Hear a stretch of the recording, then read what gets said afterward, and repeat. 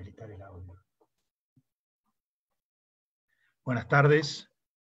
Como es habitual, vamos a guardar algunos minutos para dar tiempo a ingresar a toda la gente que se registró.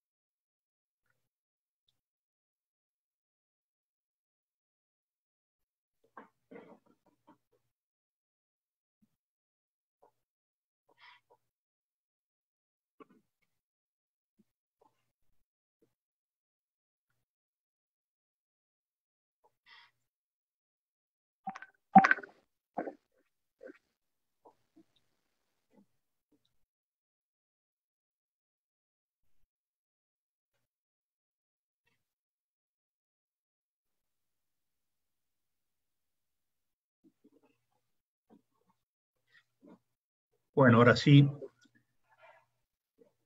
ya vamos a dar comienzo a esta 10ª jornada del ciclo de conferencias virtuales.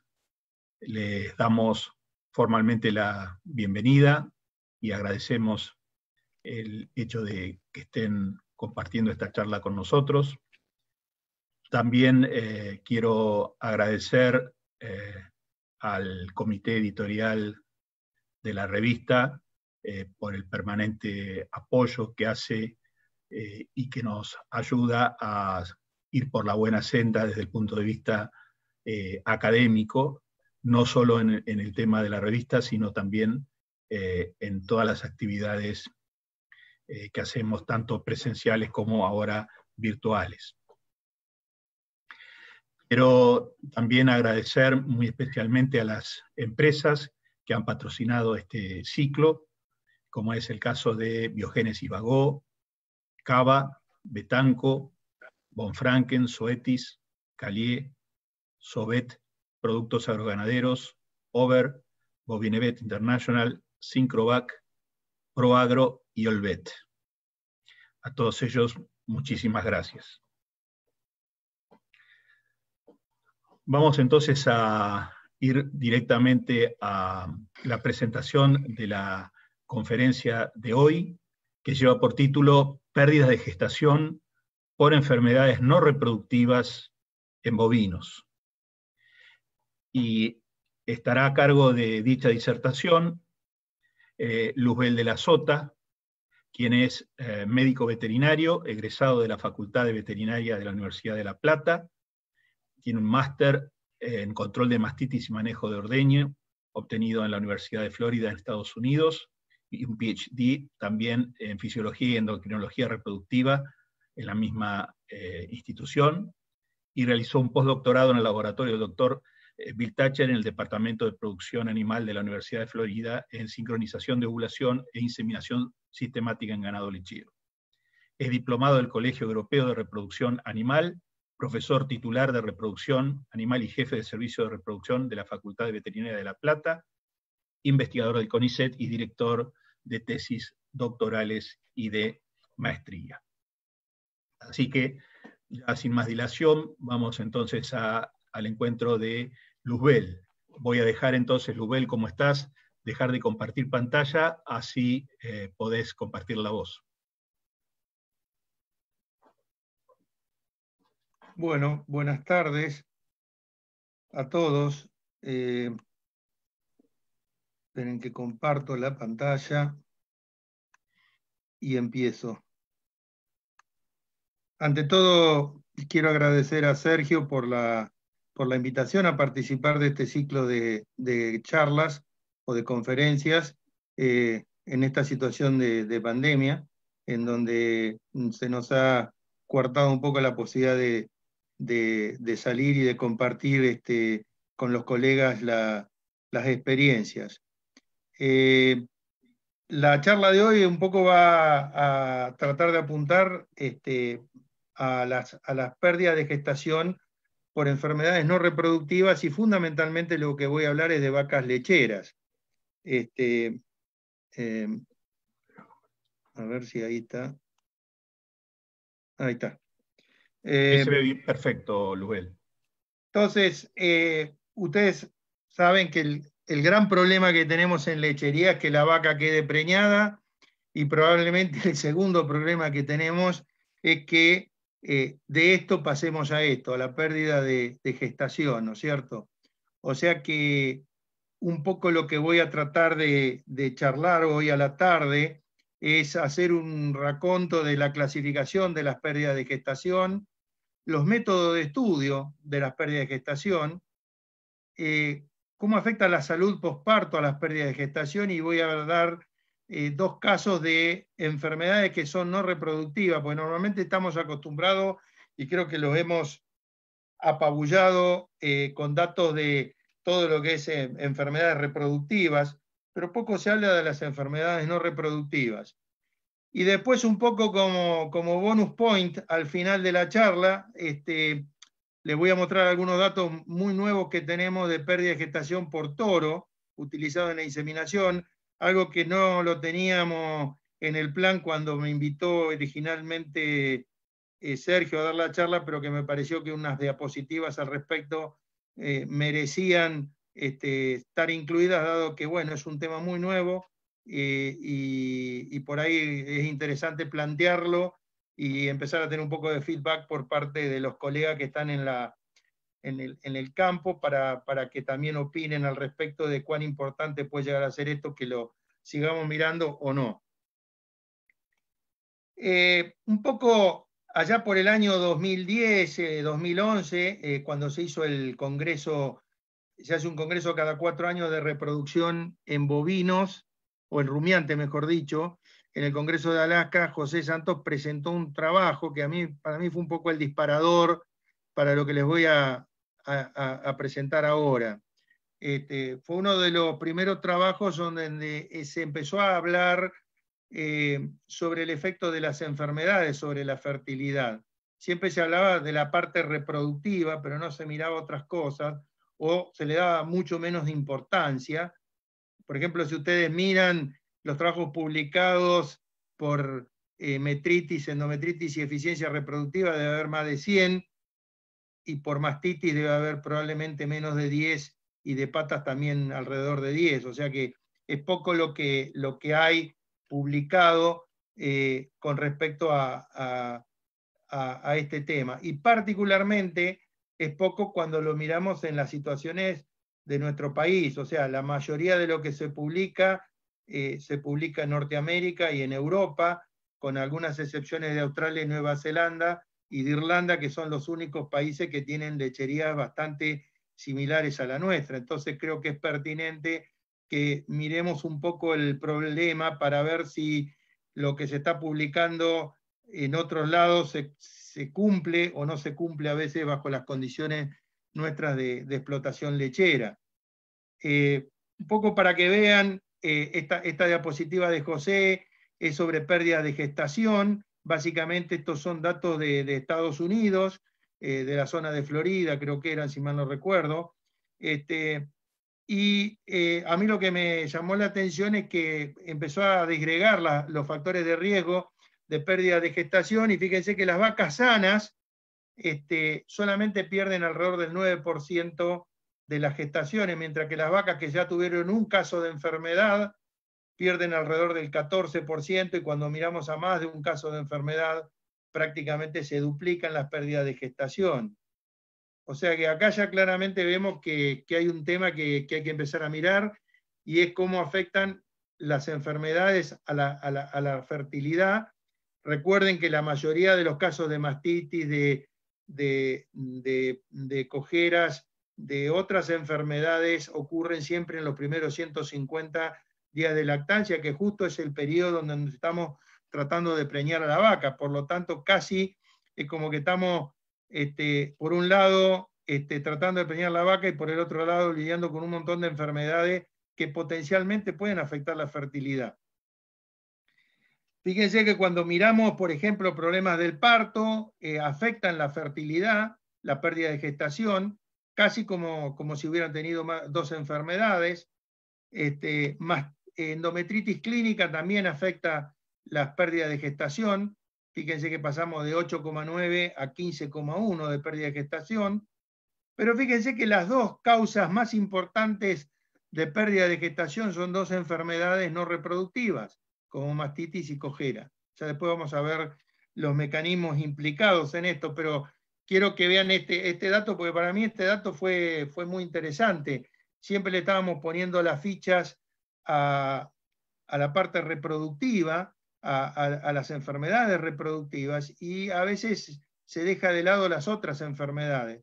Casualmente en una jornada que hizo Beringer creo que hace como un año y medio, se juntaron por primera vez mastitólogos y reproductólogos, y una de las conclusiones que sacamos es que a veces uno no charla con los otros asesores o no se junta con los otros asesores para conversar las medidas que uno está tomando. Capaz que nosotros estamos tratando de que una vaca se preñe y le seguimos dando inseminaciones, y esa vaca, el que hace mastitis la quiere sacar porque es una vaca con una infección crónica. Entonces como que nos estamos peleando por objetivos totalmente diferentes.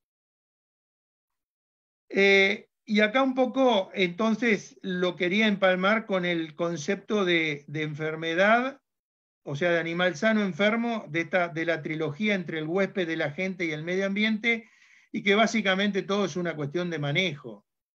Creo que a la luz de los datos que tenemos hoy, y no voy a hablar nada de este tema por una cuestión de tiempo y porque lo dejé fuera de la charla, pero hoy sabemos que los problemas de las enfermedades reproductivas, metritis puerperal y endometritis clínica, básicamente la respuesta de los tratamientos no son las mejores, y en general la recomendación es tratar por todos los medios de reducir la prevalencia de la enfermedad al parto, porque una vez que la enfermedad se presenta y el animal la padece, la fertilidad va a estar comprometida y ya no podemos hacer nada en esa lactancia. Entonces, un poco ese viejo aforismo de es mejor prevenir que curar, es para tenerlo presente.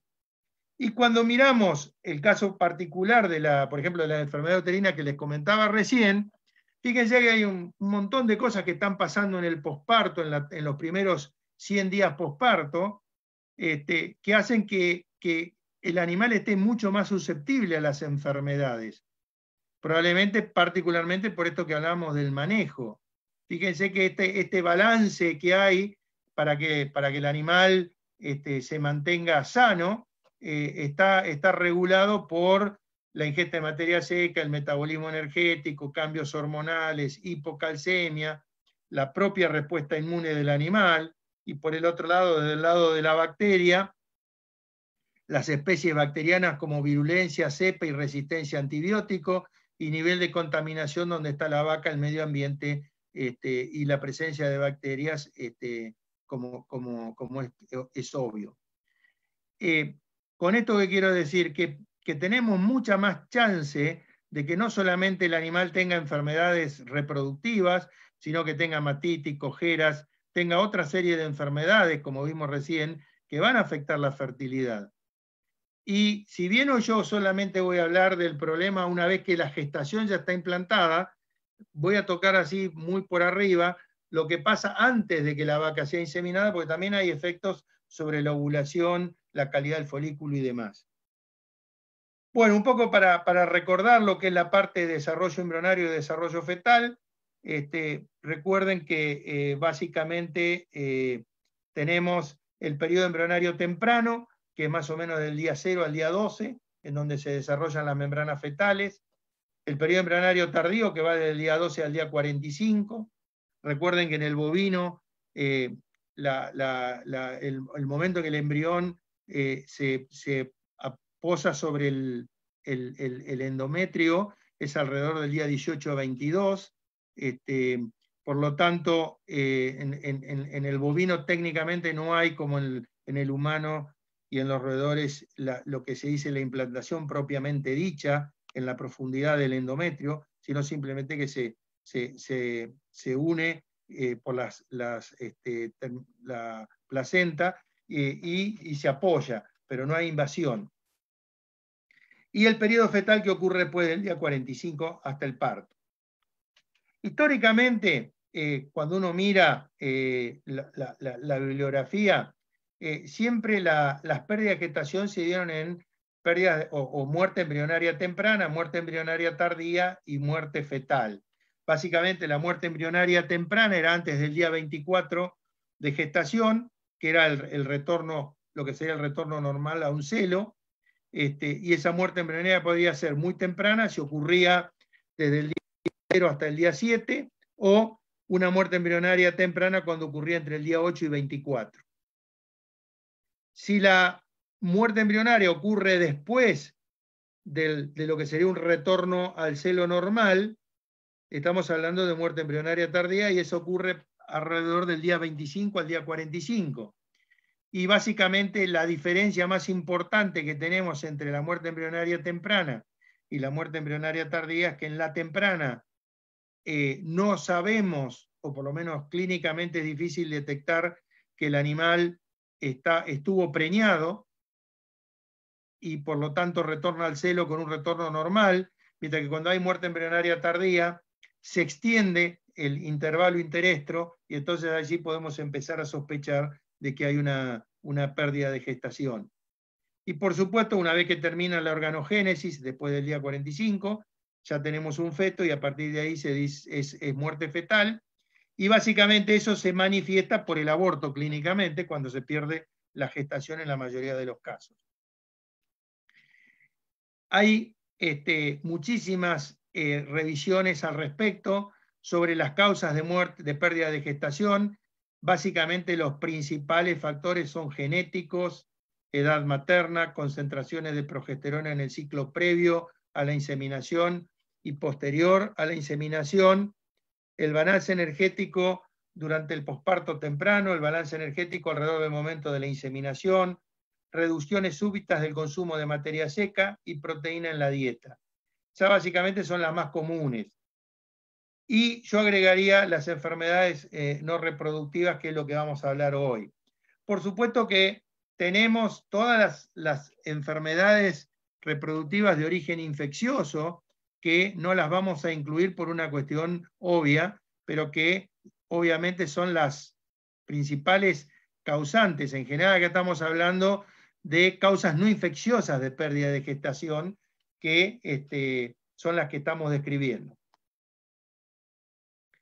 Un poco repasando los eventos perimplantación en el bovino, para recordar que básicamente tenemos una disminución de la progesterona en el proestro y un incremento del estradiol como consecuencia del pico del folículo que va a ovular, y después posteriormente tenemos el incremento de progesterona, que es vamos a decir, el principal factor que hace que crezca el embrión en el útero, o uno de los principales factores. Básicamente está muy relacionada la producción de progesterona con la producción después de interferón tau por el trofoblasto, lo que va a ser el reconocimiento materno de preñez y el mantenimiento de la gestación por inhibición de la luteólisis. Si el feto, porque tiene un cuerpo lúteo de menor producción de progesterona o de menor tamaño, o por razones ambientales de la dieta, nutricionales, etcétera, no se produce suficiente crecimiento del embrión, no va a producir suficiente cantidad de interferón tau y no va a ser suficiente la inhibición de la producción de prostaglandina y la vaca va a retornar al cielo y se va a perder la gestación. Y esta sería la muerte embrionaria temprana que hablamos anteriormente. ¿Cómo podemos estudiar las pérdidas de gestación? Si miramos, esta mañana me puse a mirar un poco la bibliografía vieja, y bueno, y rescaté un trabajo en particular, pero hay varios, mucho más viejos todavía, pero básicamente la manera que se estudió primero las pérdidas de gestación fue mediante el sacrificio planificado de los animales durante los primeros 35 días post-servicio o post-inseminación. Básicamente en la década prácticamente la década del 50 hasta el advenimiento de la ecografía en fines de la década del 80, fue la única manera de estudiar las pérdidas de gestación. Recién a partir del advenimiento de la ecografía se pudo cambiar y se pudo empezar a estudiar in vivo la evolución de la gestación y las pérdidas de la gestación.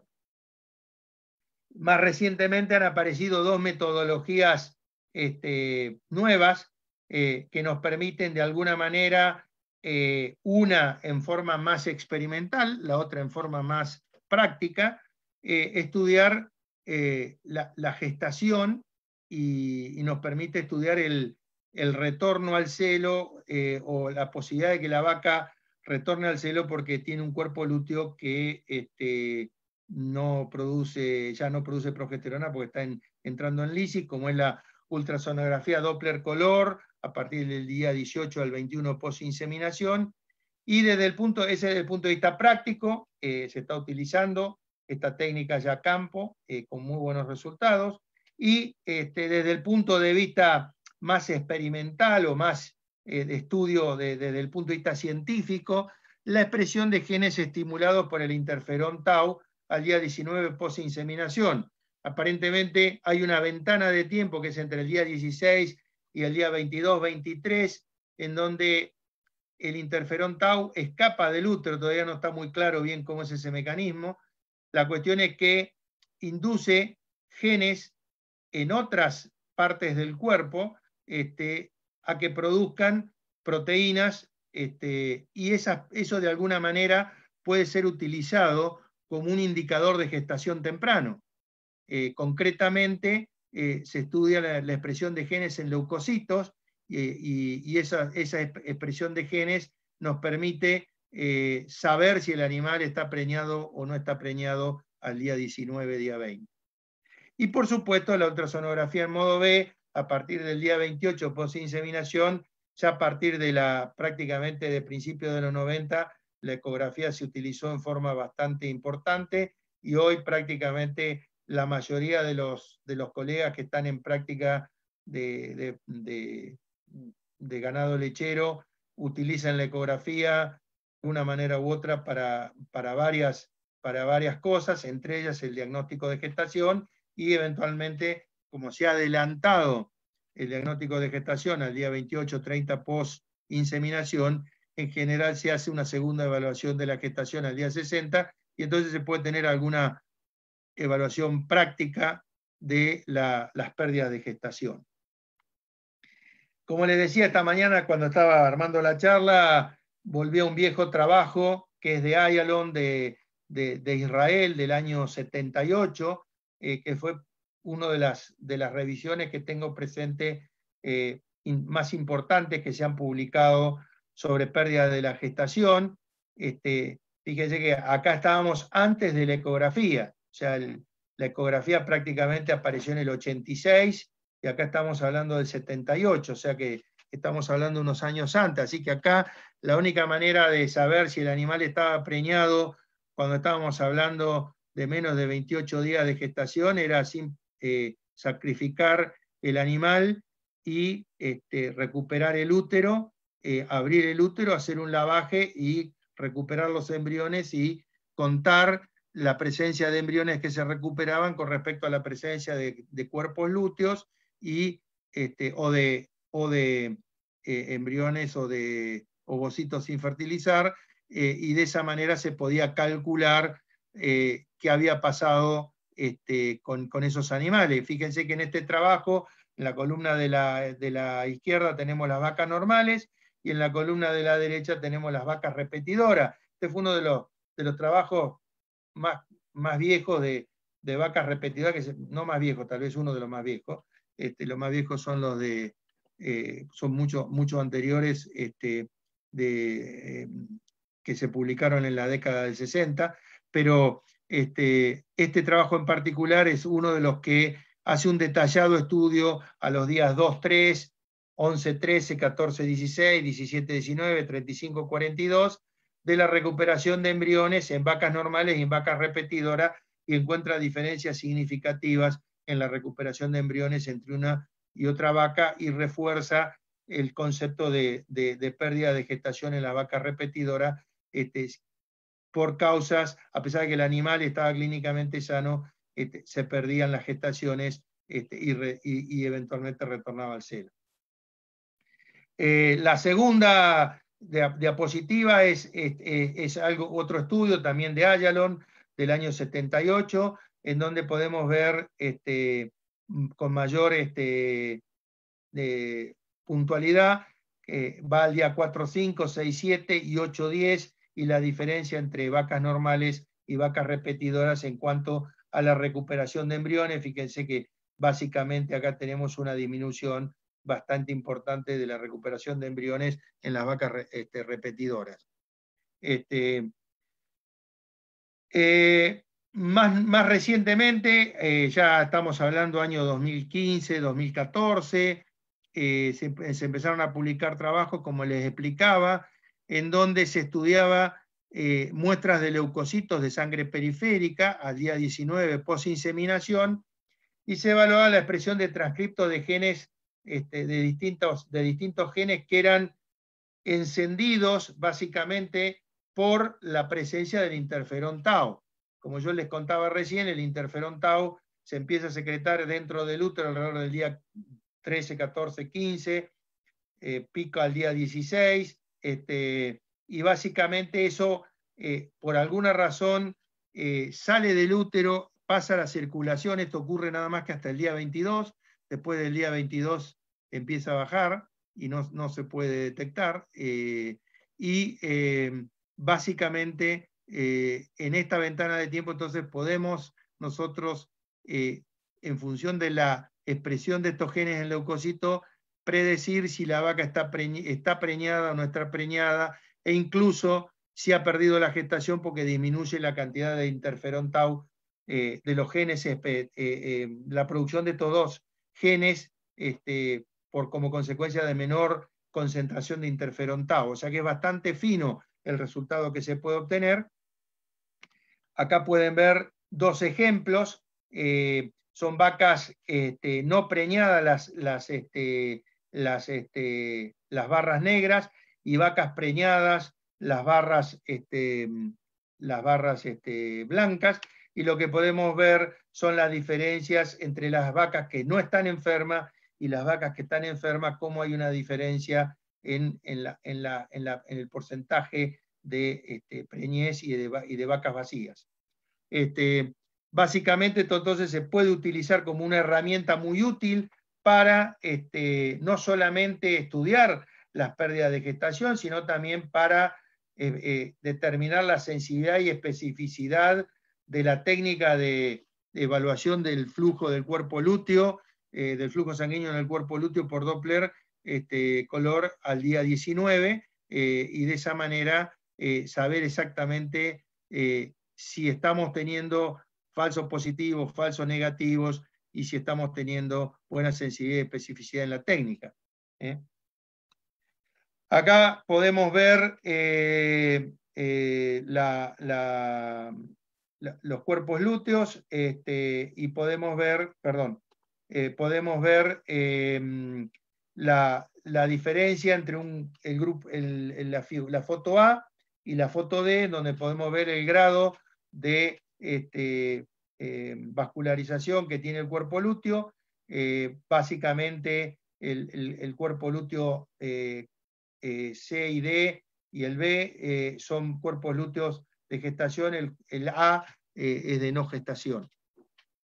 Y esto nos permite de alguna manera hacer entonces ese diagnóstico al día 19 y poder decir que la vaca no está gestante en función de la ecografía del cuerpo lúteo. O sea, si tiene un cuerpo lúteo, como le mostraba recién, que es el A, básicamente ese cuerpo lúteo probablemente ya entró en luteólisis, no tiene flujo sanguíneo y es una vaca que va a retornar al celo, mientras que las otras vacas están manteniendo el cuerpo lúteo y van probablemente a mantener la gestación.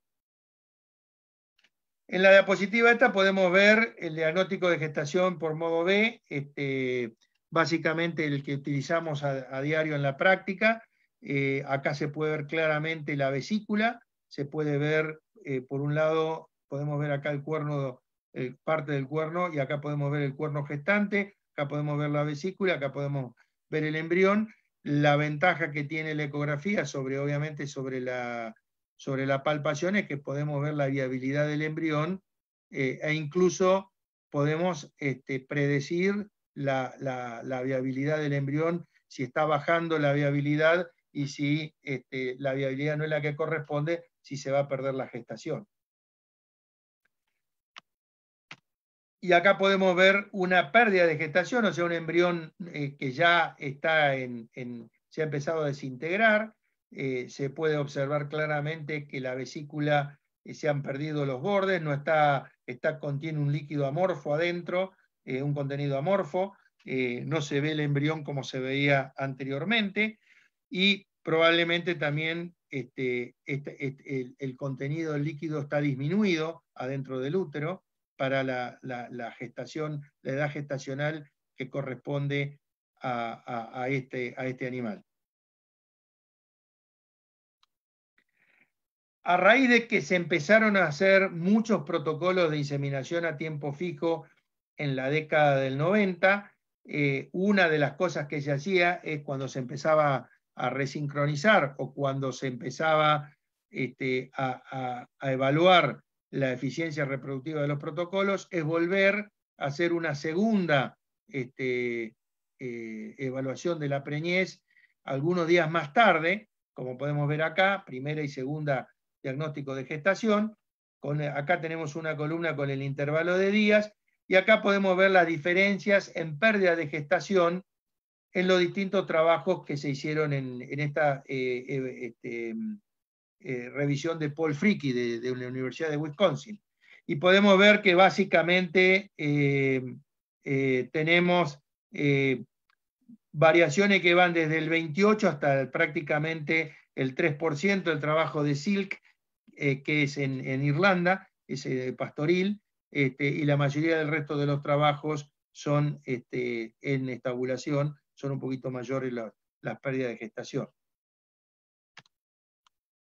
Otra cosa que es interesante, que bueno, siempre eso ya lo sabemos, las vacas tienen mayores pérdidas de gestación que las vaquillonas.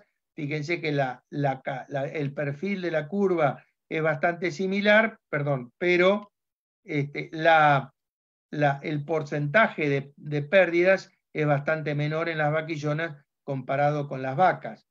Fíjense que esto es bastante marcada la caída en las vacas, y lo que podemos ver es que en general la mayoría de las pérdidas ocurren hasta el día 60, después del día 60, del día 70, del día 80, las pérdidas prácticamente ya casi son mínimas y se mantiene bastante desde el punto de vista práctico. Este trabajo en particular, que también es de Paul Fricke de la Universidad de Wisconsin, es un trabajo muy interesante porque se inicia el día 28, cuando se hace el diagnóstico de gestación por ecografía. Se trabajó sobre alrededor de 500 animales, y lo que podemos ver acá es la caída. Acá están todos los animales, el 100% de los animales está preñado al día 28, y podemos ver que baja un 10% al día 42, otro 6% al día 56, otro 2% al día 72, otro casi 2% al día 98, y finalmente casi un 5,5% hasta el final de la gestación. O sea que de vuelta, un poco repasando la curva anterior que vimos para vaca y vaquillona, podemos ver que el gran porcentaje de las pérdidas de gestación ocurre en los primeros 50, 70 días, 80 días de gestación, y que son de alrededor del 25% en ganado lechero, o por lo menos en ganado lechero en estabulación, tal vez un poco menos en ganado lechero pastoril. Esto está muy relacionado con los niveles de progesterona que tiene el animal, bueno, y todos los factores que hablamos anteriormente. Más recientemente, concretamente en el Congreso Mundial de Reproducción que se hizo en Tours, en Francia, en el 2016, Milo Wilbank hizo una revisión de las pérdidas de gestación y un poco presentó una clasificación alternativa de las pérdidas de gestación. La clasificación anterior tiene un sentido fisiológico y embriológico. Vamos a decir, ¿se acuerdan que la habíamos dividido en las que ocurrían antes del retorno al celo, después del retorno al celo y después de la finalización de la organogénesis? Entonces, son de alguna manera momentos muy particulares en el desarrollo embrionario y fetal, pero poco prácticos para estudiar, por lo menos desde el punto de vista clínico. Entonces, básicamente, la propuesta de esta nueva clasificación de las pérdidas de gestación tiene más una aplicación práctica. La primera semana de preñez, porque básicamente hay muchos estudios que se realizan utilizando la transferencia de embriones o el lavaje de vacas que fueron inseminadas al día 8, 7, y por lo tanto nos permite entonces saber la tasa de fertilización que hubo, o podemos poner al día 7 los embriones y después saber a partir de cuántos embriones pusimos, cómo se van perdiendo a lo largo del tiempo, y de esa manera estudiar las pérdidas de gestación. O sea que tiene una lógica esta primera semana. Después tenemos prácticamente un periodo que va desde el día 8 al día 27, otro periodo 3 que va del día 28 al 60, y un periodo 4 que va del 60 al 90. Entonces, básicamente, desde el punto de vista práctico, nosotros en el campo podemos estudiar sin problemas el periodo 3 y 4, y quedaría el periodo 2 para utilizar algunas otras técnicas como las que estuvimos viendo recién. Acá tienen un trabajo que presentó, esperen que estoy acomodando acá un trabajo que presentó Milo casualmente en el Congreso, en donde podemos ver básicamente distintos trabajos que se hicieron con protocolos de sincronización, y una de las cosas que se utilizó fue los genes estos que son expresados como consecuencia de la presencia de BTP1 al día 18-19, como ven esta columna que dice acá, día 18-19, y este gen que es el ISG15, después diagnóstico de gestación al día 32-34 y diagnóstico de gestación al día 56-62. Entonces lo que podemos ver acá es que básicamente, si miramos las vacas preñadas al día 18-19 por la expresión del interferón de genes relacionados con el interferón tau, la fertilidad a ese momento es de alrededor del 70%. O sea, el 70% de las vacas están preñadas al día 18-19, pero solamente hay un 48% de preñez al día 32-34 y hay un 46% de preñez al día 56-62. O sea que concretamente podríamos decir que las pérdidas entre el día 19 y 27 son casi del 20%, y entre el día 19 y 32 son del 31%, y entre el día 32 y el día 56 son de alrededor del 7%. Y si miramos las pérdidas totales entre el día 19 y el día 62, básicamente casi podemos llegar a un 35%, que es básicamente la preñez que nosotros tenemos alrededor del día 50, 60, 70 de gestación.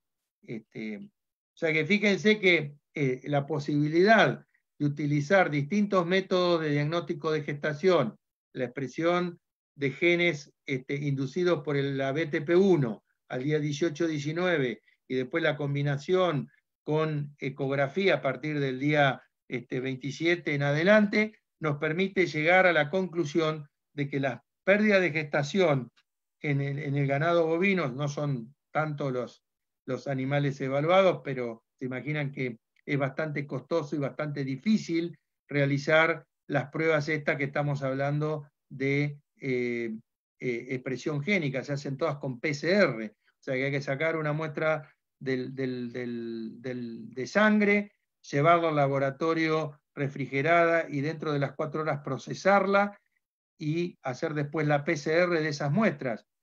Nosotros recién hemos podido terminar nuestro primer trabajo, estamos procesando los resultados y apenas pudimos hacer alrededor de 100 vacas. Es bastante costoso, fue un trabajo en cooperación con la Universidad de Berlín y con la Universidad de Viena, en donde hicimos las muestras allá, o sea, sacamos toda la muestra acá y se procesaron acá y después se terminó haciendo la PCR en Berlín.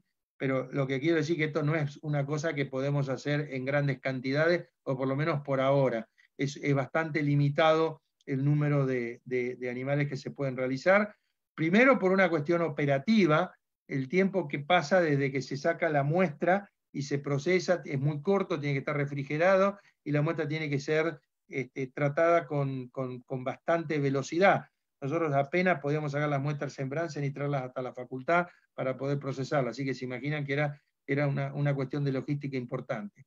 Por el otro lado, el uso probablemente de la ecografía Doppler color, como hablábamos recién, ya está empezando a dar los primeros resultados, y una vez que uno tiene de alguna manera seteada la técnica en el sentido de que sabe sensibilidad, especificidad, falsos positivos y falsos negativos, puede utilizar el Doppler color, una vez que lo compara, por supuesto, con esto de los genes, uno puede empezar a calcular también pérdidas de gestación y puede, de alguna manera, empezar a tener una mayor cantidad de datos de pérdida de gestación a campo, porque ahí ya cambia, uno ya puede hacer muchas más muestras de ecografía Doppler color con respecto a PCR.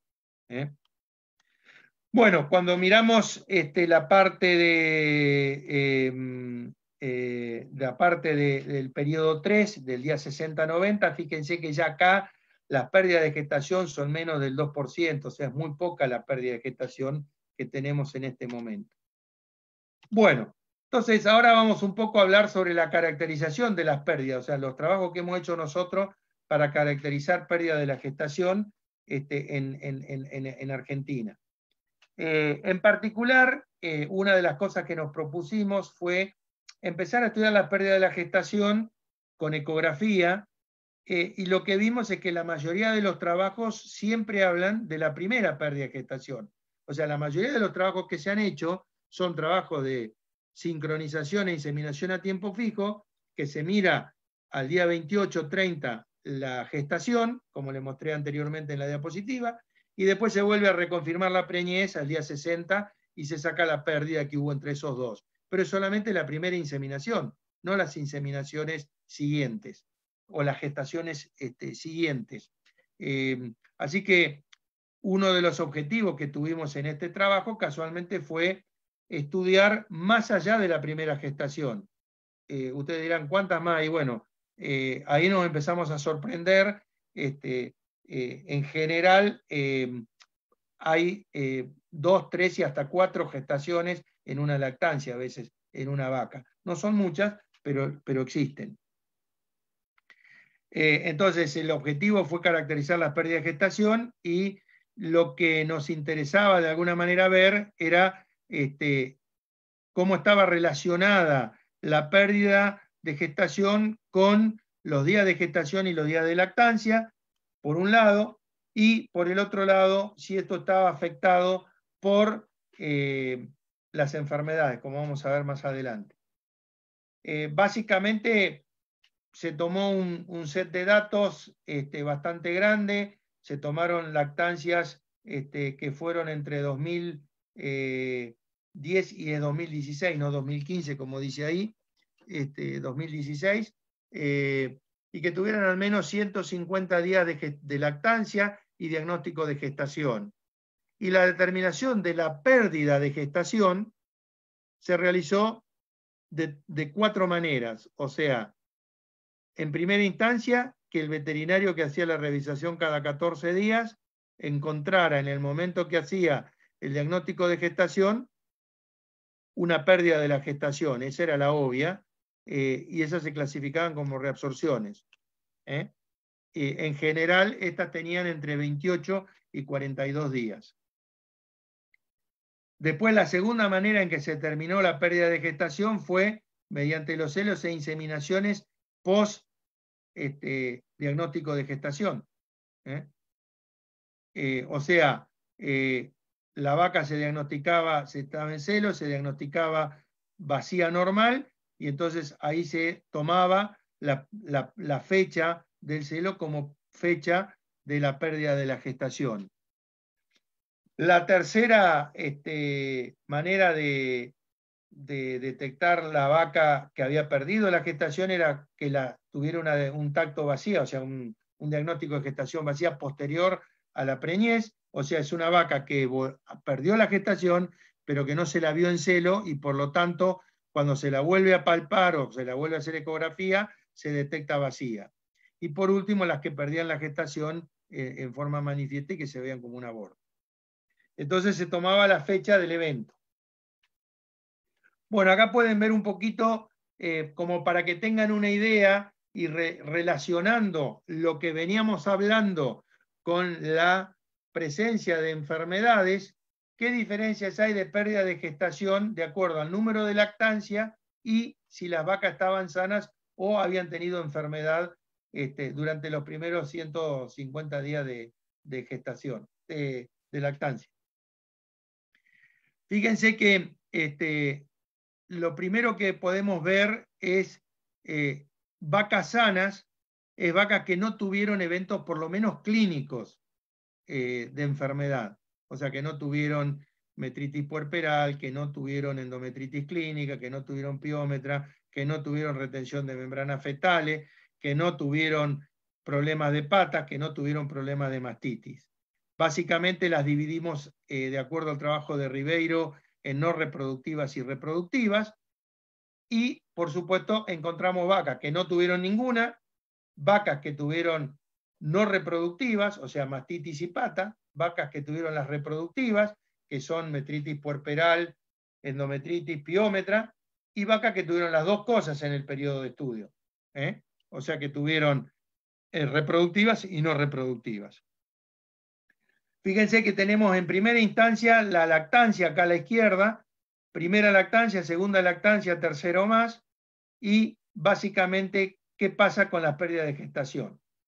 Y lo que podemos ver es que las vacas sanas tuvieron un 20% de pérdidas de gestación, las vacas que tuvieron enfermedades no reproductivas tuvieron casi un 25% de pérdida de gestación, que fue significativo, ese 5% más de gestación, de pérdida de gestación. Las vacas que tuvieron enfermedades reproductivas, o sea, toda la metritis puerperal, endometritis, piómetra y demás, proporcionalmente tuvieron menos pérdidas de gestación, tuvieron solamente el 22%. fue numéricamente diferente, pero no fue significativamente diferente. Y por último, tuvimos las vacas que tuvieron ambas, que tuvieron casi el 30% de pérdidas de gestación. O sea que cuando una vaca tuvo un episodio de mastitis y un episodio de cojera, después que había sido diagnosticada preñada, prácticamente tuvo 10% más chance de perder la gestación que una vaca que estaba sana. Y el promedio fue 26%, que más o menos es bastante similar en términos a lo que estamos reportando acá, a esa diapositiva que yo les mostré, que teníamos de Paul Fricke, de las pérdidas de gestación. Fíjense que son números bastante parecidos. También miramos el número de preñez, o sea, si bien hubo vacas que tuvieron hasta 5 y 6 preñeces en una lactancia, muy poquitas, pero las hubo, por una cuestión estadística, las agrupamos en primera preñez, segunda preñez y tercera o más preñez. Y fíjense que en general podemos ver que a medida que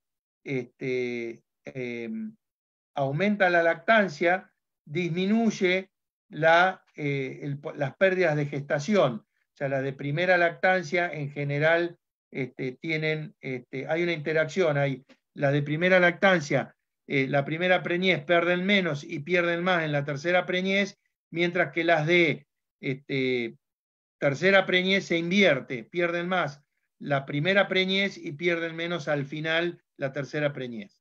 En líneas generales, hubo las primeras preñeces, fue mayor la pérdida comparado con la segunda y la tercera preñez. Y acá pueden ver los días a la preñez de la pérdida. Por supuesto que acá este resultado está un poco sesgado porque son pocas las vacas que uno realmente las ve perdiendo la gestación cuando hace la ecografía. La mayor parte de las pérdidas uno las detecta por retorno al celo o por vacas que fueron diagnosticadas vacías. O sea que está un poco inflado, si se quiere, los días a que nosotros decimos que la diagnosticamos como vacía. Pero bueno, esa es la realidad que tenemos. O sea, no hay manera en la vaca que no, en la vaca que entra en celo, se supone que bueno, está bastante cerca del momento en que perdió la gestación, pero en la vaca que la encontramos vacía es la fecha en que se encuentra vacía, porque no tenemos otro dato para colocar. Fíjense que básicamente las de primera lactancia, la mediana son 80 días, la de segunda lactancia, la mediana son 72 días, y la de tercera lactancia, la mediana son 61 días. O sea que a medida que va pasando el tiempo, van perdiendo la gestación más temprano. Ese es un primer resultado. Y por el otro lado, a medida que pasa las gestaciones, por supuesto, tenemos mayor número de gestaciones que se pierden en una misma lactancia, mayor son los días. O sea que estamos hablando que en líneas generales, si bien el promedio es 288 días, fíjense que para las que pierden por primera vez lo pierden casi a los 200 días, en promedio la segunda la pierden a los 300 y pico de días y las terceras la pierden a más de 500 días de lactancia. Tampoco son tantas las vacas que tienen más de 3 lactancias, más de 3 pérdidas. Fíjense que acá tenemos 32, acá tenemos 22 y acá tenemos 20 sobre 3.500. O sea que son muy pocas las vacas que pierden la gestación tan tarde. Pero indudablemente son vacas en el tambo que tenían altas producciones y que las mantuvieron por esa razón. Y por eso siguieron tratando de que quedaran preñadas y perdían la gestación. O sea que está muy relacionado también este tema con la persistencia de la vaca en la lactancia. Vacas que tienen altas producciones y larga y buena persistencia tienen más chance de perder más de una gestación por lactancia. Bueno, y acá podemos ver, por ejemplo, las pérdidas de gestación por mastitis clínica, hasta los 210 días de preñez. Fíjense que tuvimos prácticamente un 19, bueno, primero tuvimos alrededor de las que no perdieron, 4.400, las que perdieron 1.000, de un total de 5.000 preñeces, y fíjense que la gran proporción eran primeras preñeces, ya bastante menos segundas preñeces, y prácticamente solo 16 preñeces se perdieron por mastitis sobre un total de 1.000 preñeces que se perdieron. Y la tasa de pérdida fue de alrededor del 18%, más o menos. Cuando miramos los factores de riesgo de mastitis clínica, acá lo que creo que estas son las razones de probabilidad, son los factores de riesgo. Tenemos días de gestación, estación, número de partos, número de gestación.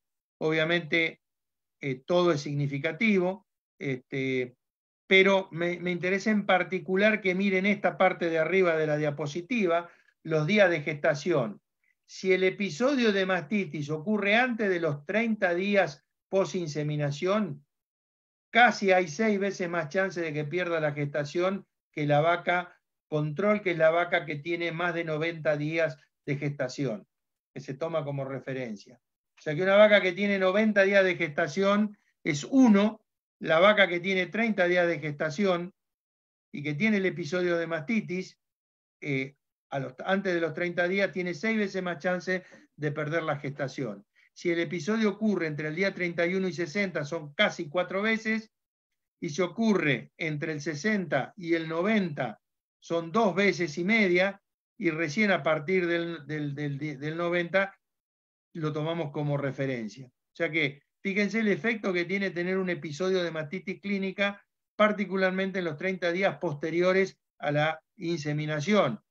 Tenemos altas chances de perder la gestación. O sea que con esto quiero resaltar un poco la importancia que tiene que miremos las otras enfermedades, la ocurrencia de las otras enfermedades cuando estamos evaluando algo en el posparto. O sea, no hay que solamente mirar lo obvio, sino hay que mirar también las otras cosas, porque tenemos un problema de mastitis en vacas que tienen más de 50 días de paridas y que están en post-inseminación, y seguro que vamos a tener un efecto importante de estos episodios de mastitis sobre la fertilidad de estas vacas. Por supuesto que también hay un efecto de estación. El otoño por ejemplo, hay menos pérdidas de gestación que en el verano. Los números de parto, cuanto mayor es el número de parto, mayor es la pérdida de gestación, y cuanto mayor es el número de gestación que tenemos en una misma lactancia, menos son las chances de que se pierda. Cuando miramos las cojeras clínicas, bastante similar, menor cantidad de eventos, porque básicamente, a diferencia de la mastitis, todavía en los tambos en Argentina no está tan diseminado el uso del score de locomoción.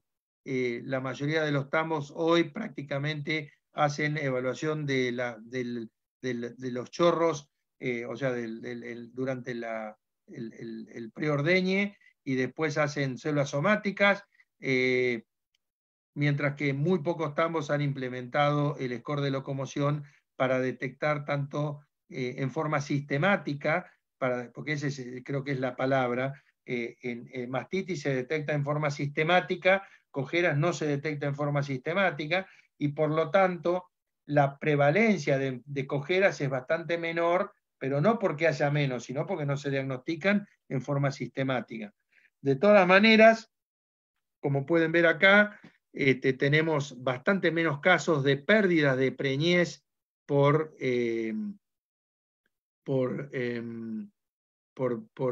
cojeras, pero la prevalencia de la pérdida de gestación es alrededor del 16%, bastante similar a lo que estábamos hablando con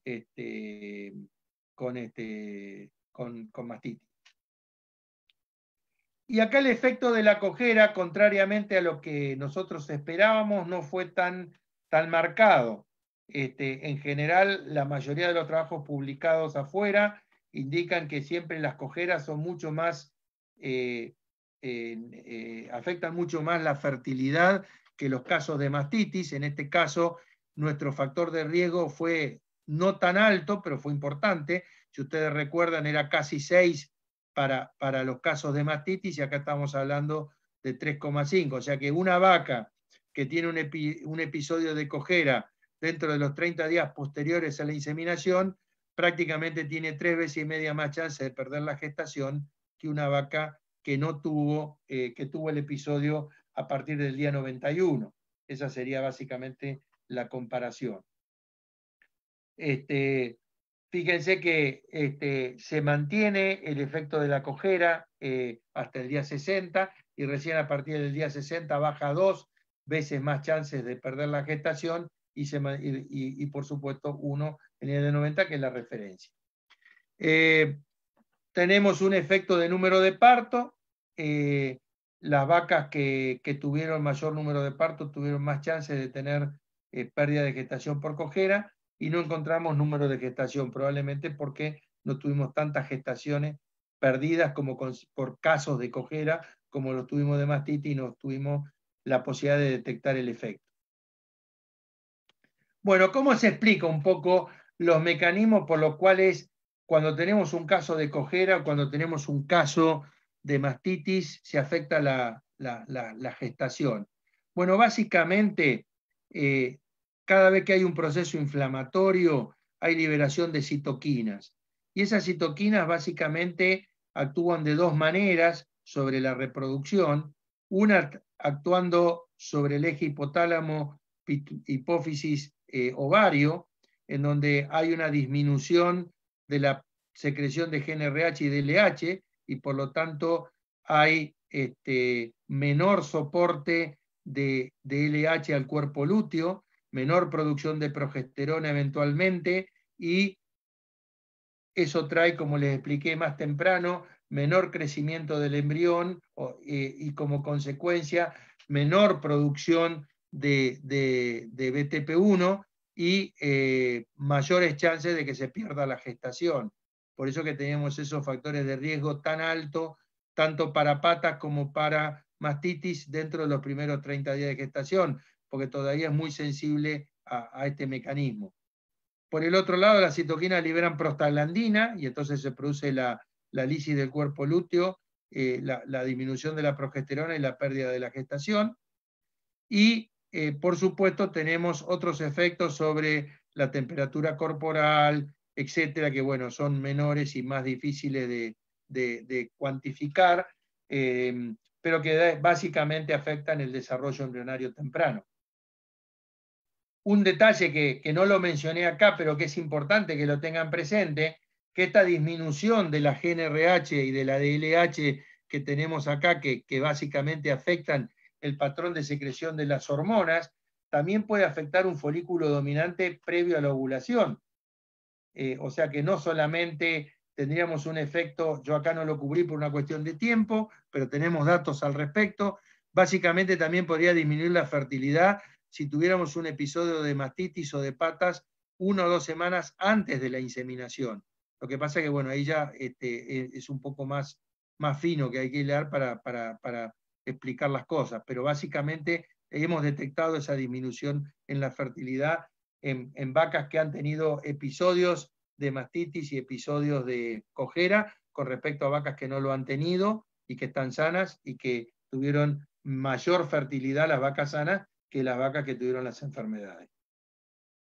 O sea que, como conclusión de esta parte, podemos decir que pueden ocurrir pérdidas de gestación consecutivas en una lactancia, que a medida que aumenta el número de pérdidas de gestación disminuye los días de preñez a la pérdida, y que a medida que aumenta el número de pérdidas disminuyen los días de lactancia cuando esta ocurre. La chance de que la vaca pierda la gestación en los primeros 30 días de preñez es bastante mayor cuando padecen mastitis clínica y cojeras clínicas. Bueno, y para terminar, no tiene nada que ver con el título de la charla, pero me pareció importante mostrarles estos resultados preliminares que acabamos de generar sobre el efecto de utilizar distintos toros en la inseminación sobre las tasas de concepción y la pérdida de gestación. Cuando estuvimos en el Congreso Mundial de Reproducción de Rumiantes que se hizo en Foz de Iguazú en 2018, se presentó un trabajo, que en ese momento era resultado preliminar, que acaba de ser publicado en Theriogenology, casualmente reportando en toros de carne este problema, y también en ese congreso presentaron un par de resultados preliminares que todavía no los han publicado, de datos de vacas lecheras, con diferencias en porcentaje de preñez y porcentaje de pérdida de gestación por el uso de distintos toros. Como les decía, son estudios bastante recientes. Hay un trabajo en toros de leche que se presentó en el Congreso de Foz de Iguazú, que habla de pérdidas de gestación por diferentes toros, de acuerdo al toro, que varían entre el 6% y el 37% de pérdidas de gestación. O sea que hay toros que tienen mayores tasas de pérdida de gestación que otros. Y recientemente se acaba de publicar dos trabajos en carne. Perdonen, acá me olvidé poner la cita de uno de ellos, pero son del mismo grupo, de Texas A&M. Básicamente en estos trabajos han reportado pérdidas de gestación en ganado de carne que va entre el 4 y el 6% y entre el 2 y el 12%, dependiendo de los trabajos. El primero es un estudio de metaanálisis con la inclusión de muchísimos trabajos.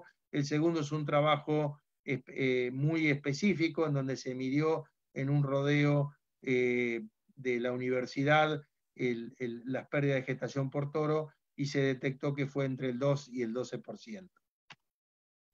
Así que un poco el objetivo nuestro fue estudiar la relación entre los toros utilizados en la inseminación y las tasas de concepción y de pérdida de gestación en las vacas lactantes en un tambo comercial. Básicamente, para que tengan una idea, utilizamos 10 años de registros de inseminación. Por lo tanto, juntamos alrededor de 85.000 inseminaciones y 22.000 preñeces y 5.400 pérdidas de preñez de 188 toros. Por supuesto, y cuando uno se pone a analizar datos reales, encuentra de todo. Llegamos a encontrar vacas con 31 servicios, o sea que se ve que el dueño quería esa vaca en particular, o el tambero, y le dieron para que tenga. Pero bueno, en general, la mediana de los servicios son 2, y nosotros, por una cuestión práctica, nos quedamos con la primera preñez y con los primeros 4 servicios para lograr esa primera preñez. De manera que redujimos la población a 58.000 inseminaciones y 17.000 preñeces, y después hicimos una segunda limpieza y nos quedamos con toros que tenían más de 25 preñeces cada uno, porque si no había toros que tenían muy pocas preñeces, y tomamos 25 como para empezar. No quiere decir que ese sea el número ideal, pero como para empezar a tener una primera aproximación, y después iremos ajustando lo que sea necesario. La cuestión es que, bueno, finalmente nos quedamos con alrededor de 56.000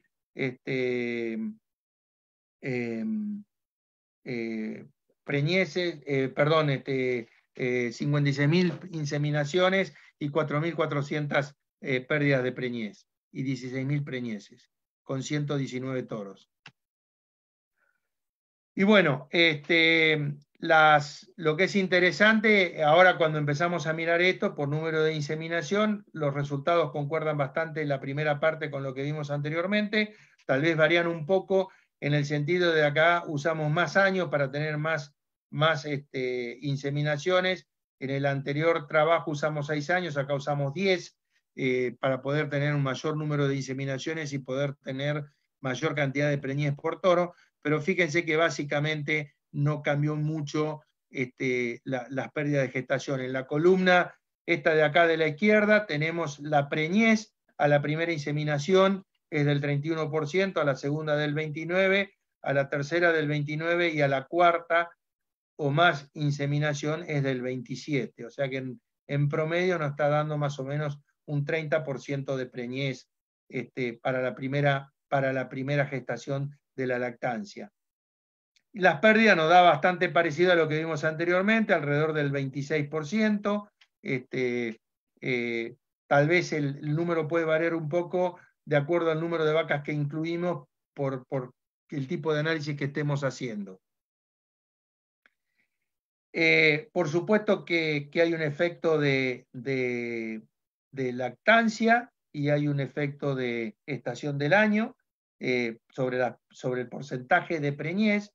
Acá lo que pueden ver es la preñez, la pérdida de gestación y lo que yo digo la preñez ajustada, que es la diferencia, o sea, la preñez real que tuvo ese toro o ese grupo en particular después que se ajustó por las pérdidas. O sea, si tuvo 34 y perdió el 23% del 34 termina teniendo una preñez ajustada del 26%. Y esa fue la preñez real que tuvo para las primeras lactancias. Y así sucesivamente lo podemos ver para las lactancias y para la estación del año.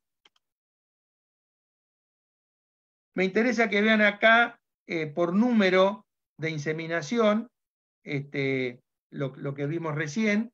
Este es el porcentaje de preñez por número de inseminación. Primera inseminación 31%, segunda 29%, tercera 29%, cuarta 27%, y las pérdidas de gestación correspondientes a la primera, segunda y tercera. Como pueden ver, como habíamos dicho anteriormente, hay menores pérdidas cuanto más tiempo pasa. Y acá lo que quiero que vean es, se tomó la mediana de preñez para estos toros, que fue del 30%, y se rankearon los toros para arriba y para abajo. O sea, los toros que tuvieron del 30 al 40 son más 1, del 40 al 50 son más 2, y del 50 para arriba son más 3. Hubo toros que si bien no tenían una gran cantidad de inseminaciones, 150, 200 inseminaciones, tuvieron porcentajes de preñez del 70%. Y por el otro lado tuvimos toros que estaban por debajo de la media, o sea, un toro que está menos 1 está 10% por debajo de la media de preñez, o sea que está por debajo del 20%, y uno que está en menos 2 está por debajo del 30%, y uno que está en menos 2 está por debajo del 20%. O sea que acá podemos ver entonces los porcentajes de preñez para toros de más 1, más 2 y más 3, menos 1 y menos 2. Y claramente hay diferencias significativas en el porcentaje de preñez, y también hay lo mismo con las pérdidas.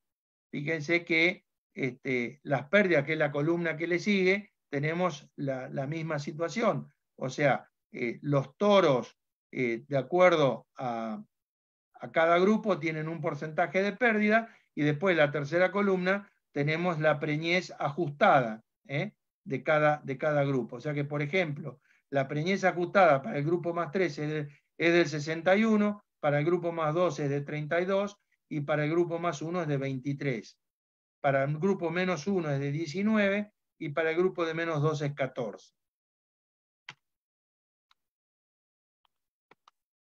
Y acá podemos ver algunos toros, y traté de dejarlos a todos para que pudieran ver la variabilidad que hay. Como les decía, el toro 1, por ejemplo, tuvo prácticamente 90% de preñez, de 103 vacas que se inseminaron preñó 93, tuvo una relativamente baja tasa de pérdida de gestación y por lo tanto tuvo una preñez efectiva de alrededor del 74%. Fíjense que estos toros que siguen tienen buenas tasas de preñez y tienen relativamente bajas tasas de pérdida de gestación, por lo cual lo convierten en toros con una preñez ajustada bastante buena. Mientras que estos 4 toros o 5 que están acá pintados en rojo son toros que, si bien tienen buenas porcentajes de preñez, después tienen pérdidas de gestación más altas y por lo tanto, cuando miramos el ranking, quedan por debajo de sus compañeros. O sea que indudablemente hay una variabilidad bastante importante en la fertilidad de estos toros y también en la capacidad que tienen estos toros de transmitir la posibilidad de que la madre, o sea, la vaca, mantenga la gestación. Acá indudablemente hay, sin entrar mucho en detalle, pero hay un montón de proteínas que se expresan en la superficie del espermatozoide que interactúan con el oviducto y proteínas que después incluso afectan esta relación con el oviducto, afecta el desarrollo del embrión y hace que ciertos toros probablemente tengan mayor capacidad de sobrevivencia el embrión del que son padres comparados con otros toros en donde no se expresan estas proteínas y en donde probablemente por eso tienen menor viabilidad de estos embriones y terminan perdiéndose comparado con los toros que son mejores. Bueno, o sea que como conclusión de este trabajo preliminar se observó gran variabilidad en el porcentaje de preñez y de pérdida de los toros. Las pérdidas fueron similares a las reportadas en Estados Unidos. Yo les conté que este trabajo que se presentó en Brasil, en el Congreso Mundial de Reproducción de Rumiantes que se hizo en Foz de Iguazú en 2018, reportaba de 6 a 37 y más o menos nosotros anduvimos en valores bastante similares, o sea que eso me deja un poco tranquilo de que vamos en la dirección correcta. Ahora hay que empezar a estudiar esto con un poco más de detalle y tratar de, por lo menos en los toros que tenemos mejor información, tratar de ver si esto ocurre antes de los 30 días, después de los 30 días, etcétera. Todas estas cosas que nos van a ayudar a entender un poco mejor cuáles podían ser los mecanismos por los cuales se está perdiendo la gestación. Hay toros que, a pesar de tener una preñez superior a la mediana, debido a las pérdidas de gestación que tienen, finalmente quedan ranqueados por debajo de la mediana de la preñez ajustada. O sea que cambiaría bastante este ranking y por lo tanto probablemente esto nos lleva a pensar que a veces uno usa o no un determinado toro en función de una preñez que uno ve, y uno tendría que tal vez empezar a mirar un poco más este detalle y empezar a ver si realmente esas preñeces se mantienen y ese toro tiene tan buen ranking como uno supone que tiene. Bueno, para ir finalizando, conclusiones generales, entonces las vacas sanas tienen mayor preñez y mayor pérdida de gestación que las vacas enfermas. Los procesos inflamatorios que sufren las vacas enfermas aumentan la pérdida de gestación. Los toros aportan al riesgo de pérdida de gestación y habría que estudiar con más detalle las pérdidas por toro para poder recomendar mejor el uso o no de determinados toros para la inseminación en un tambo. Quiero agradecer a Germán Domínguez y a Santiago Corva que colaboraron o facilitaron los datos, Germán de su práctica y Santiago en el análisis. Germán está haciendo la tesis de maestría y Santiago la tesis de doctorado, y ambos estos datos pertenecen a sus respectivas tesis. Así que agradecerles a ellos por la colaboración, y con esto, bueno, les agradezco la la presencia y lo dejo abierto para preguntas. Muchas gracias a todos por la atención. Gracias, Sergio. Muchas gracias, Luzbel. Muy interesante la presentación, datos realmente innovadores, nuevos, ¿no?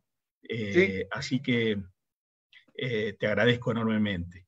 Sí, hay unas cuantas preguntas, así que vamos a pasar ya directamente. Les recuerdo que el lugar para formular las preguntas es el espacio específico que está abajo, que es preguntas y respuestas.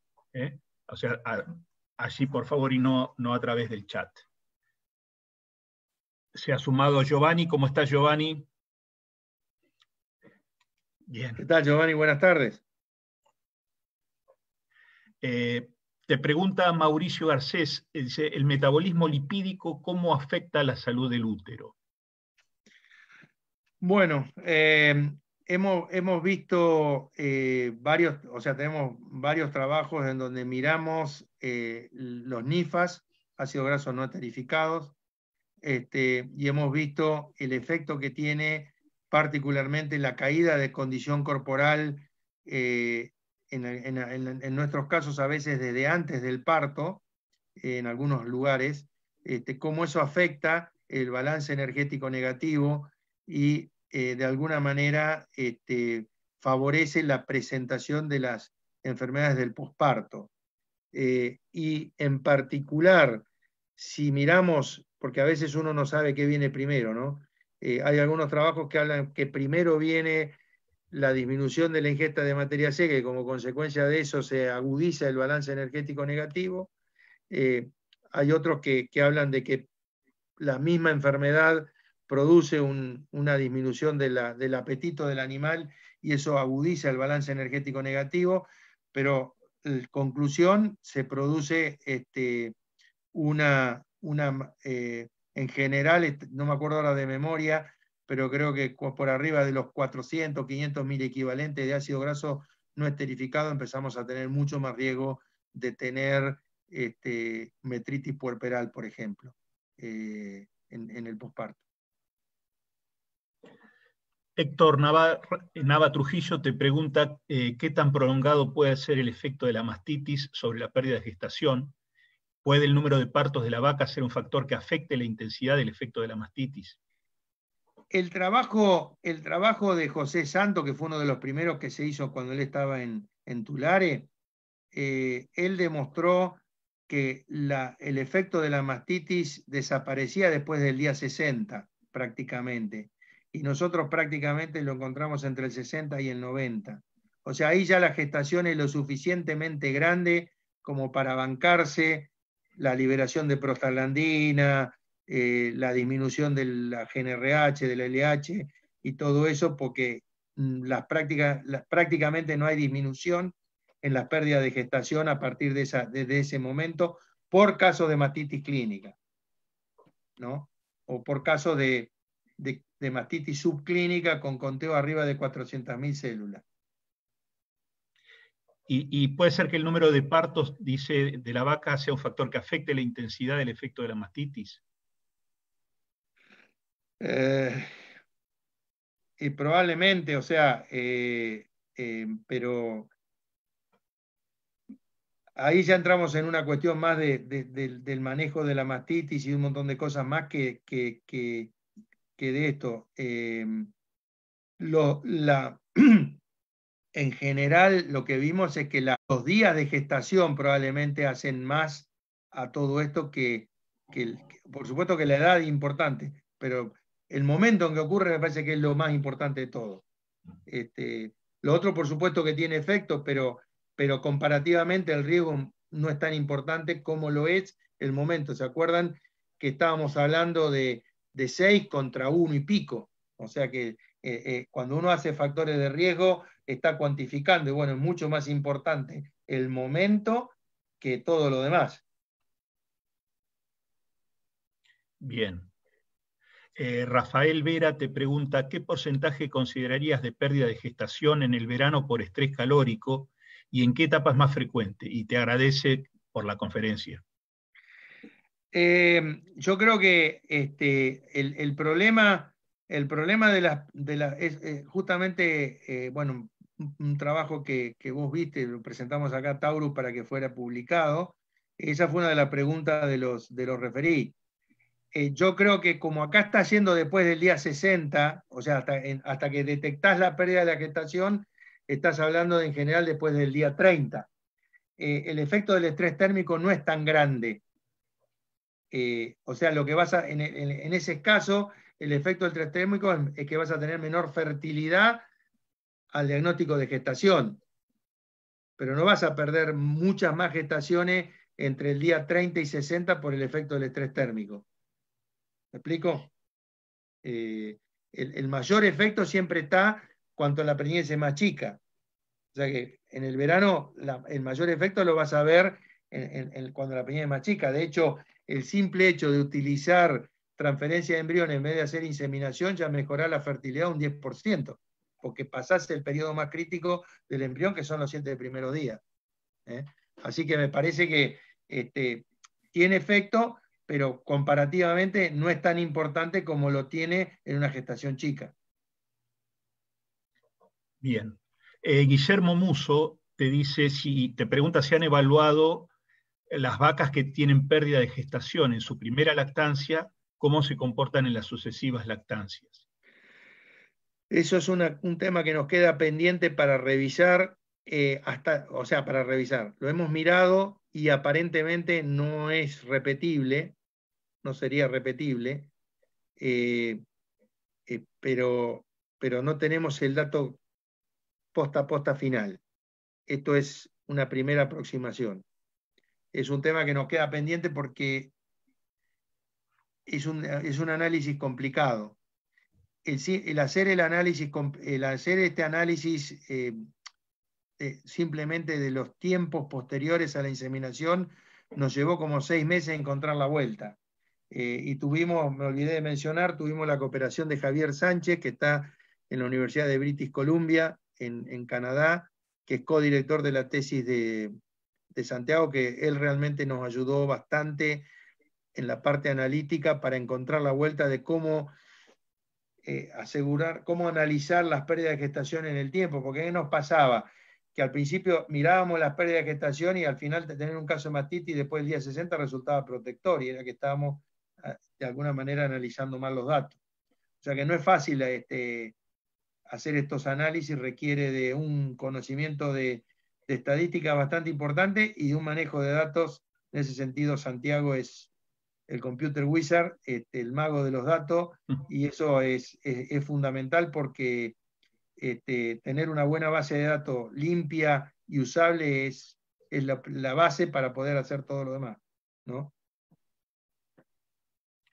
Rodolfo Murray te dice si vieron alguna diferencia en vacas con altos conteos celulares sin tener mastitis clínica y pérdidas de gestaciones. Lo empezamos a mirar y sí, lo que pasa es que no tengo el dato, no tengo el dato presente. Tenemos 2 trabajos, uno que hizo Nicolás Lorenti en la zona de Bransen, con 8 tambos, en donde miramos el efecto de la fertilidad de los conteos de más de 400.000 y vacas crónicas y demás, en donde había un efecto, y después en una base de datos un poco más grande que estamos analizando de Arpecol, pero el análisis tal cual está presentado acá todavía no lo tenemos terminado. Pero hay un efecto en la fertilidad, todavía no pudimos analizar el efecto de las pérdidas de gestación bien. Bien. Hay una serie de preguntas también vinculado con la última parte tuya de lo que es el efecto de los toros, ¿no? Y Alejandro Orlando te dice qué mecanismos justificarían las pérdidas de preñez debido a la utilización de diferentes toros. Es una muy buena pregunta. La verdad es que se sabe poco del tema todavía. No hay muchos trabajos. Recién se publicó en ganado de carne, como les decía, 2 trabajos. Hay algunos trabajos así publicados anteriormente, Pero el problema ha sido siempre juntar un número de datos importante, ¿no? Particularmente de pérdidas, porque, o sea, datos de fertilidad hay un montón, hay muchísimo. El problema es de las pérdidas.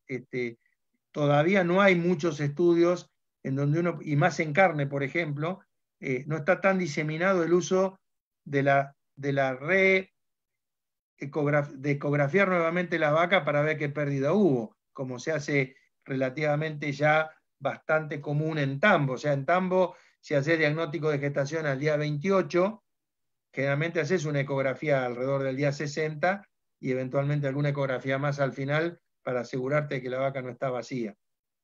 En carne, son muy pocos la gente que hace ecografía para ver pérdida de gestación.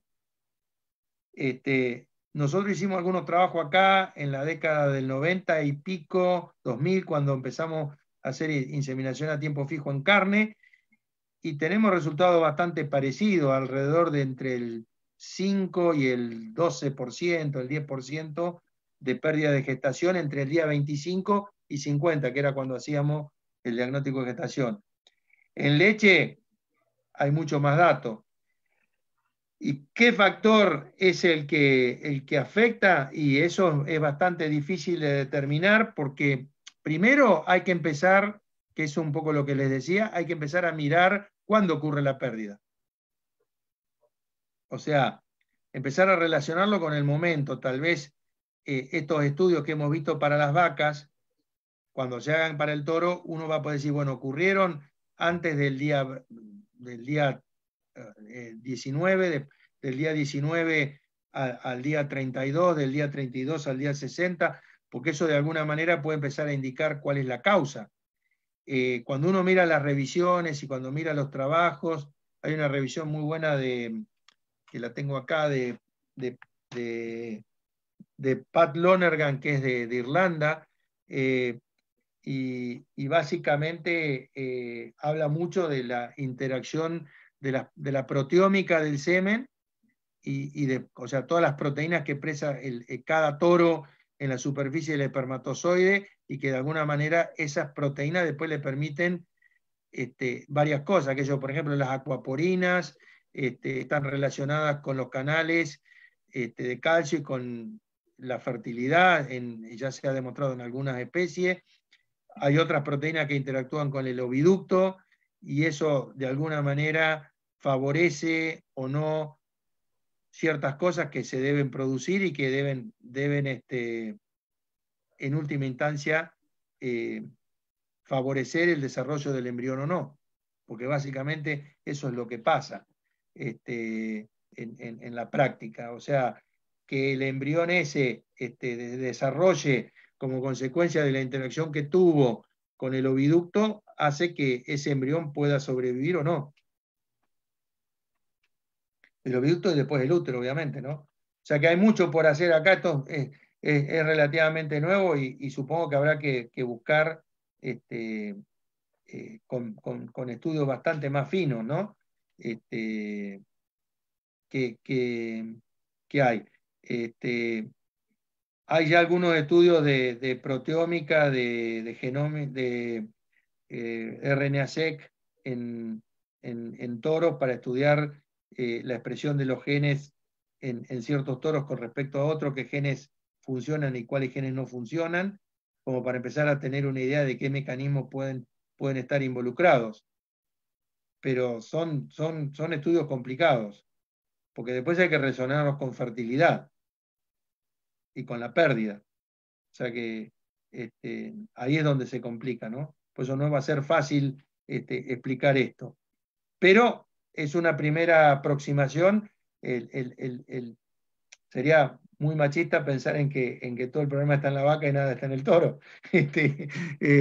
O sea que creo que está empezando a quedar claro que también es un problema del toro, en algunos casos, que no sabemos cuánto es, pero que bueno, que hay diferencias. Y que tal vez son más fáciles de detectar porque uno podrá tener 6 preñeces de una vaca, como recién preguntaba el colega, pero uno puede tener cientos o miles de preñeces de un toro y ahí puede más fácil detectar el poder. Para predecir la fertilidad de un toro es más difícil porque uno necesita muchas inseminaciones para predecir la fertilidad, pero para ver las pérdidas estamos viéndolas sobre casos reales, ya ocurrieron. O sea que acá no tenemos que predecir nada, es mucho menos cantidad de animales que se necesitan. Bien. Hay una pregunta que te hace Marcelo Rojas Panelo. Dice que hay estudios de hipomagnesemia subclínicas como causante de pérdida de gestación. ¿Tenés ese dato también, hablando más en cría, que la hipomagnesemia es muy común? No, la verdad que no. No hemos hecho ningún estudio con hipomagnesemia ni en ganado lechero ni en ganado de carne.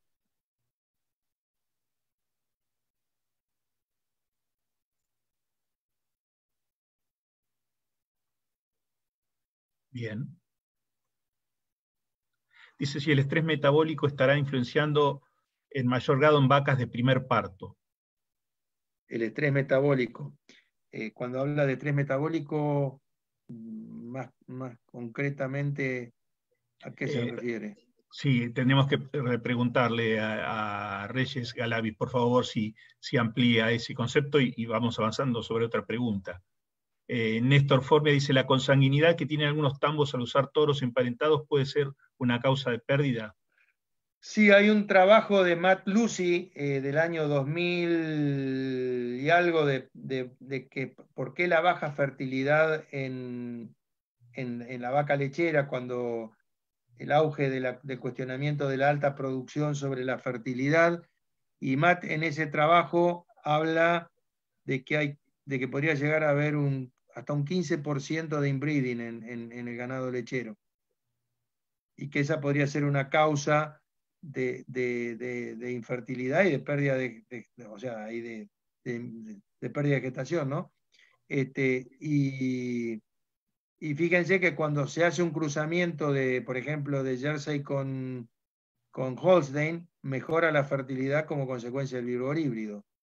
O sea que indudablemente eso está, y se resuelve circunstancialmente, se pierde todo ese beneficio cuando después se deja de hacer el cruzamiento, pero ahí se demuestra que indudablemente hay algún tipo de problema.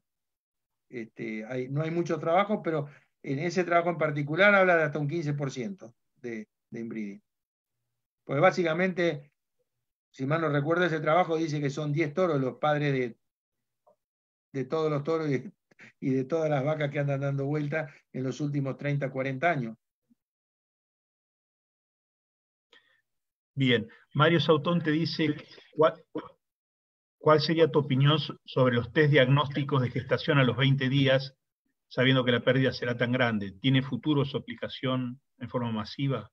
Yo creo que la cuestión del diagnóstico temprano es para saber cuál está vacía, no cuál está preñada. Esa básicamente es la pregunta. Yo la que está vacía la quiero resincronizar, reinseminar.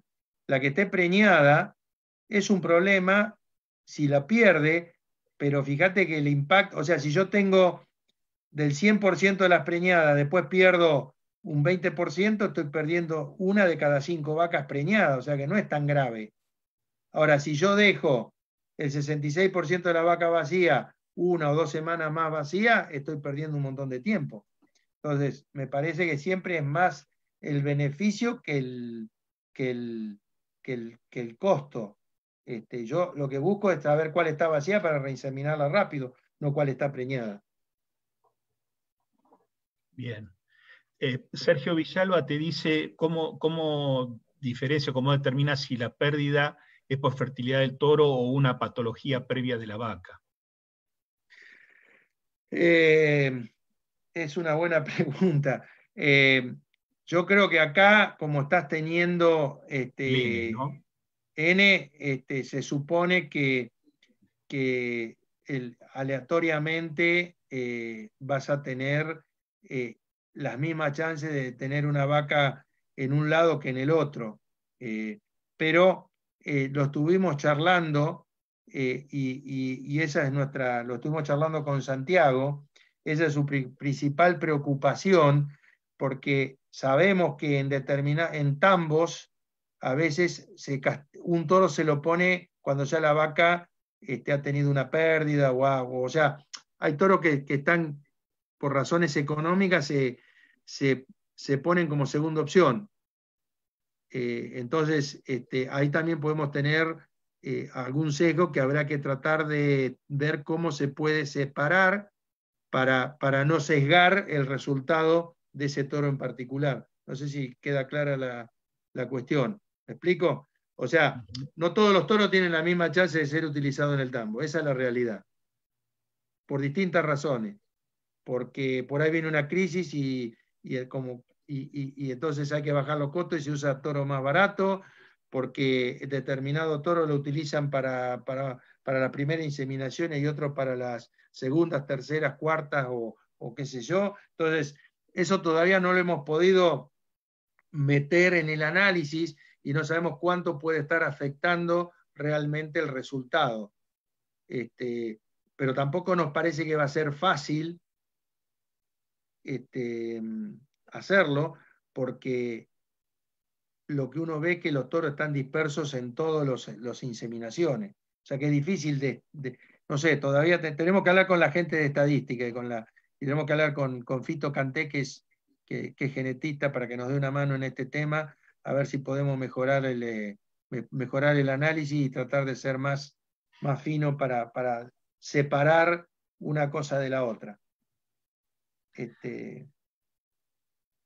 Ahí Reyes Galavis, que era el quien te había hecho la pregunta sobre el estrés metabólico, dice que se refiere a aspectos alimenticios. Por aspecto alimenticio, la pregunta te la releo, dice si ese estrés metabólico por efecto alimenticio estará influenciando en mayor grado a las vacas de primer parto. Y sí, generalmente eso es lo que pasa, o sea, en líneas generales la vaca de primer parto es la que más sufre, porque en muchos casos, dependiendo de cuál fue la edad de la primera inseminación y del primer parto, está justa. O sea que indudablemente va a tener mucho más estrés esa vaca que la otra. Una cosa que es importante y que siempre que se pueda hay que hacer es separar el rodeo de vacas del de vaquillona para tratar de evitar de que esa vaca sufra el efecto de bullying de las otras vacas viejas y no la dejen comer, la topen, le hagan todas las cosas y entonces se manifieste o se empeore más todavía esa situación que pueda existir.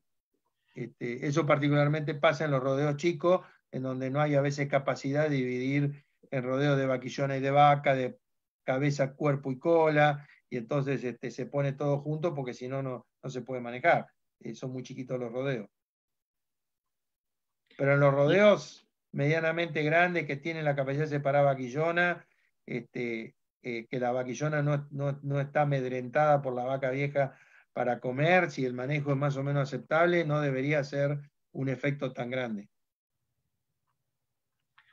Acá hay una pregunta de José Perkins que va dirigida a Giovanni. Giovanni, le interesa saber qué valores de pérdida de gestación desde el primer diagnóstico hasta el parto en vacas lecheras tienen en Italia, desde el primer diagnóstico hasta el parto.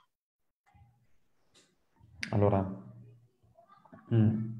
mediamente entre 30 y 60 días hoy consideramos normales una pérdida embrionaria entre el 6-18% como score, con un promedio prácticamente que hasta el 2015 estaba entre el 8 y 10%, pero en los últimos 4 años se han tenido verano realmente muy caluroso, con humedad muy alta, y a partir del 2017 empezamos a considerar relativamente normal una tasa de muerte embrionaria tardía del 12-13%.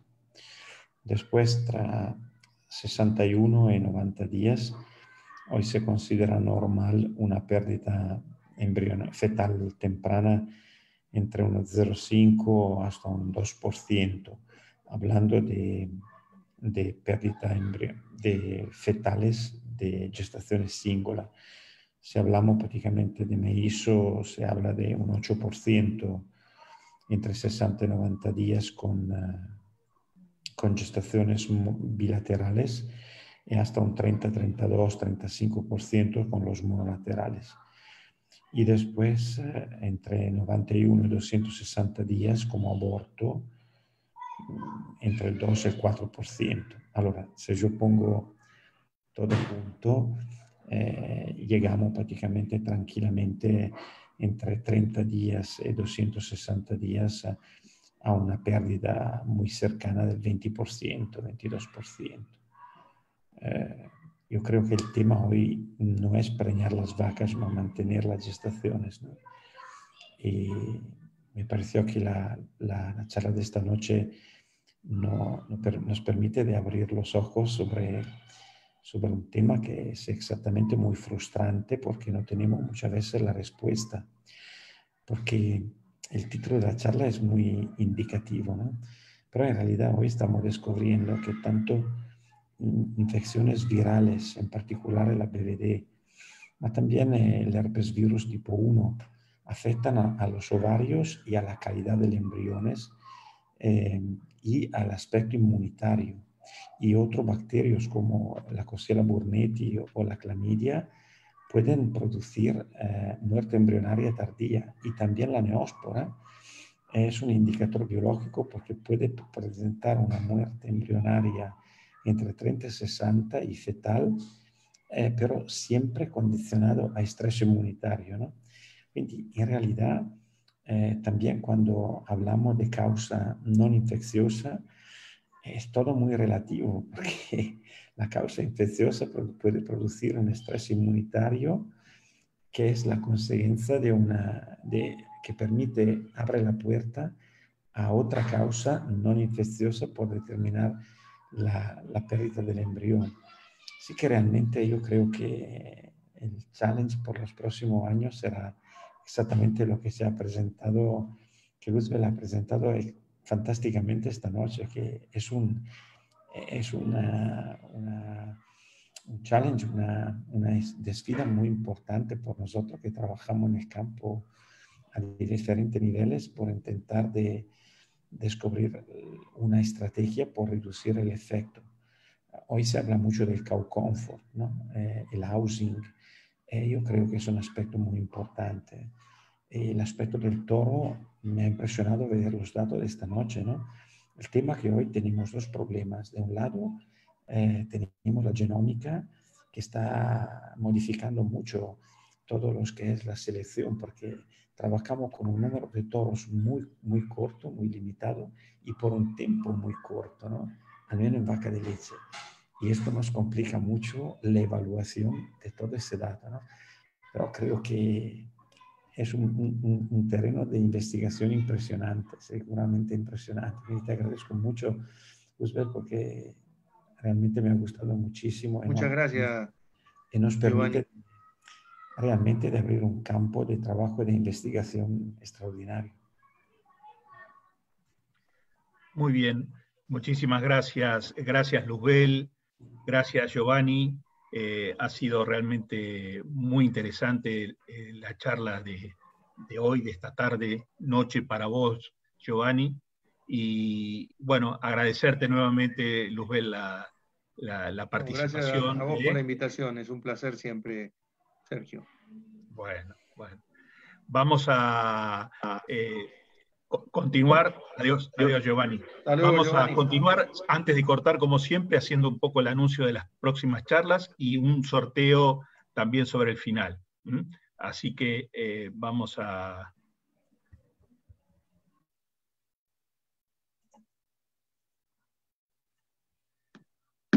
recordarles entonces...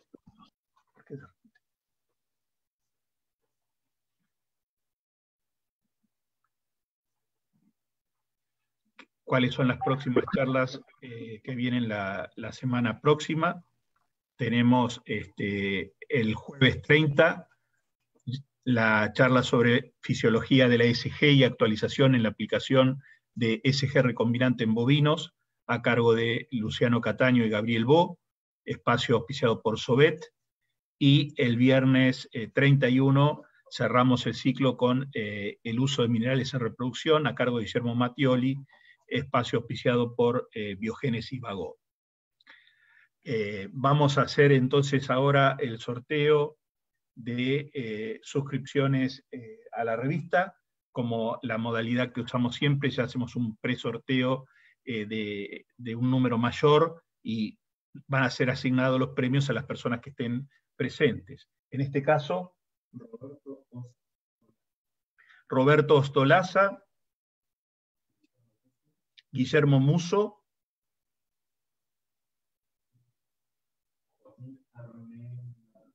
y Joaquín Armendano. Esos son los 3 ganadores. Nos vamos a poner en contacto con ellos para efectivizar entonces la suscripción. También quiero recordarles que ahora sobre el final vamos a tener la oportunidad de completar una breve encuesta que para nosotros es de gran valor. Así que les pedimos, por favor, si son poquitas preguntas, y les vuelvo a decir, esa información es importante para nosotros.